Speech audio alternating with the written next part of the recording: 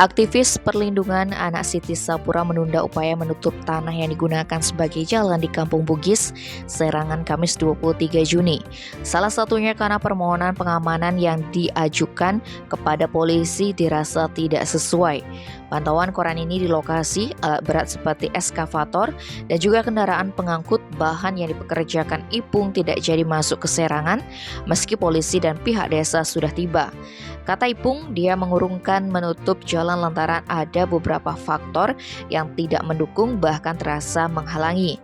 Dijelaskan Ipung, pihak kepolisian dari Polresta Denpasar serta Polsek Denpasar Selatan menghubunginya untuk meminta penundaan sehari sebelum upaya penutupan ini karena Wali Kota Denpasar sedang mengikuti rapat kerja nasional di Jakarta. Ipung diundang untuk melakukan mediasi guna penyelesaian masalah ini pada 24 Juni. Sementara Ipung menyatakan berkomitmen memagari tanah tersebut demi melindungi haknya.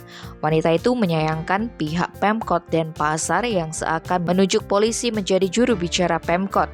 Ipung merasa ada indikasi suatu pihak yang sengaja membenturkan dirinya dengan warga. Padahal 5 banjar di Serangan mendukung dirinya. Dia hanya minta pertanggungjawaban Pemkot yang mengatakan tanah itu milik Pemkot berdasarkan SK. Terkait hal itu, Ipung akan melaporkan beberapa pihak yang terlibat atau mengganggu haknya atas tanah itu ke Mabes Polri. Sementara itu, Lurah Serangan Iwayan Karmal mengatakan ingin melakukan dialog atau mediasi dengan Siti Sapura bersama Camat dan Kapolsek Denpasar Selatan. Pihaknya mengajukan permohonan pengamanan ke Polresta sebagai antisipasi hal-hal yang tidak diinginkan. Sedangkan Kapolsek Denpasar Selatan Kompol Imade Teja Dwi Permana menyangkal sebagai penghubung Pemkot Denpasar ke Siti Sapura.